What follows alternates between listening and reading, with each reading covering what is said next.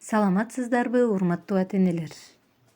Сиздер үчүн азыркы учурда актуалдуу болуп жаткан темабыз Кыргыз Республикасынын жаңы конституциясынын долбоору жөнүндө.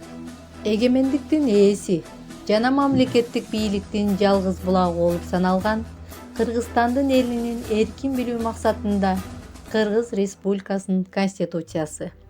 Биз Кыргыз Республикасынын эли өз тагдырыбызды өз алдынча чечүү укугун тутуп, укук үстөмдүүлүгүн, адилеттүүлүктү жана тең укуктуулукту камсыз кылуу максатында чыныгы элдин бийликтин негиздерин бекемдеп, ата-бабаларыбыздын наркын, салтын сактап, Айкөл Манастын осуяттарына таянып биримдикте, тынчтыкта жана ынтымакта табият менен таттуу мамиледе жашоону улап, Кыргыз Республикасынын конституциясынын элинин укуктарын жана кызыкчылыктарын коргоп, мамлекеттүүлүктү сактоо жана чыңдоо үчүн майтарылбас эркти көрсөтүп, адамдын жана жарандын укуктарын, эркиндиктерин коргоого жана урматтоого умтулууну ырастап, жалпы адамзаттын принциптерин жана баалуулуктарын таанып, социалдык адилеттүүлүккө, экономикалык бакубатчылыкка, билимге, илимге жана руханий өнүгүүгө умтулуп, элдин эркиндиги үчүн курман болгон баатырларды эске сактап, азыркы жана келечек муундардын алдында мекен үчүн жоопкерчиликти түшүнүп, ушул конституцияны кабыл алышыбыз абзел. Конституция бул коомдук жана мамлекеттик түзүлүштү, шайлоо системасын, мамлекеттин органдарын ишин жана уюштуруу негиздерин аныктоочу, жарандардын укуктарын белгилөөчү мамлекеттин негизи жана баш мыйзамы. Кыргыз Республикасынын конституциясында дагы өзгөрүүлөр, толуктоолор да болуп турган. Кыргызстанда конституцияны өзгөртүү, толуктоо боюнча 7 референдум болгон. Конституцияны жоготуу күндөр да болгон. 2016-жылы Жогорку Кеңеш конституциянын түп нускасы кайда деген суроого жооп издешип, түрдүү социалдык тармактарда көптөгөн талкуулар жүргөн. Документти эң көп өзгөртүү толуктоо Аскар Акаевдин убагында жүргөн. 2010-жылы апрель революциясынан кийин кабыл алынган конституция эң туруктуу болгон. Ал 6 жыл бою өзгөргөн эмес. Ал эми жыл сайын 5-май күнү Кыргызстандын конституциясынын күнү, башкача айтканда өлкөнүн баш мыйзамын туулган күнү белгиленет.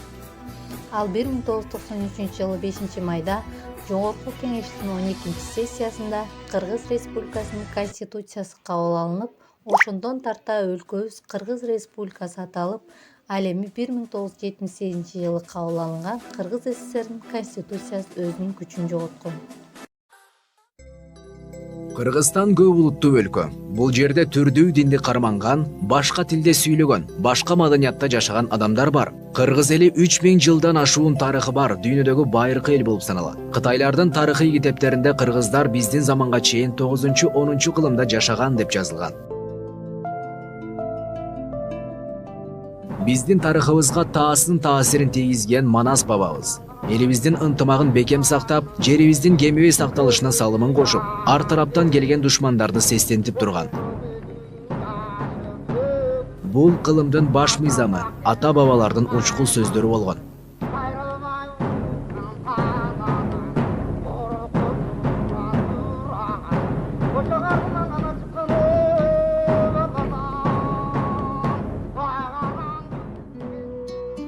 Биздин жерибиз абдан кооз. Кыргызстандын чебиндей болгон көк мелжиген бийик тоолору, шаркырап аккан суулары, кызыл тазыл гүлдөрү, жыттуу арчалары, бийикти мекендеген жапайы жаныбарлары, деги эле койчу, сулуулуктун, байлыктын баары бизде. Ар бир облустун өзүндө адамды тамшандырган кооз жерлери жана тарыхый мурастары бар.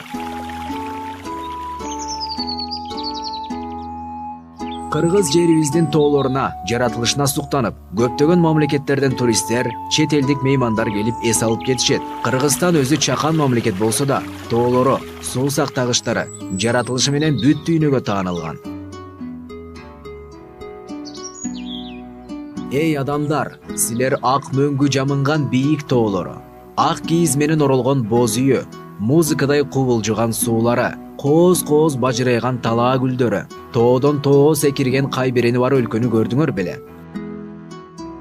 Албетте, биздин жерибиздеги сулуулук эч жерде жок. Мына ушундай берекелүү өлкөнүн өнүгүшүнө бир адам үчүн эмес, элибиз үчүн, жерибиз үчүн иштей турган баш мыйзам керек.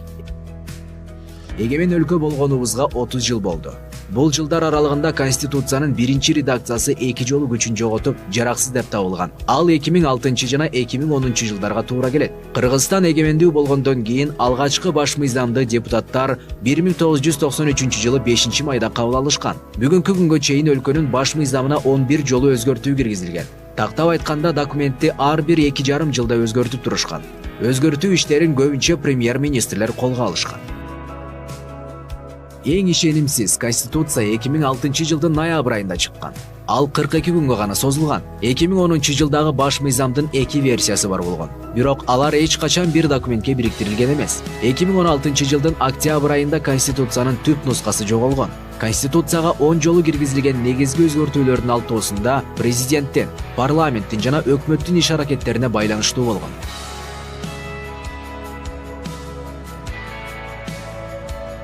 Кыргыз Республикасында 5 президент, 33 премьер-министр, 24 жогорку кеңештин спикери, эң чоң көлөмдөгү министрлер, губернаторлор жана депутаттар алмашкан. Алардын эң узак мөөнөтү жарым жылдан 1 жылга чейин созулган. Булардын кесепети экономикалык кризиске алып келген. Эгер 2020 жылдын 10 октябрындагы окуя болбогондо, бул көрүнүш өмүр бою кайталанып келмек. Бул жаштардын көтөрүлүшү болду. Туура эмес 7-чакырылыштын депутаттарынын шайлоосу. Буга каршы чыккан эл мындан ары коррупцияга малынып, тоноп, жеп, сатып жаткан бийликтин кордугуна чыдабайт эле. Бул карапайым элдин бийликке болгон нааразычылыгы бийликтин алмашышына алып келди. Бийлик алмашты, элдин мүдөөсү аткарылды. Өздөрү каалаган өлкө башчысын тандап алышты. 10 январдагы президенттик шайлоо менен кошо референдум өттү. Жалпы эл президенттик башкарууну тандап алды.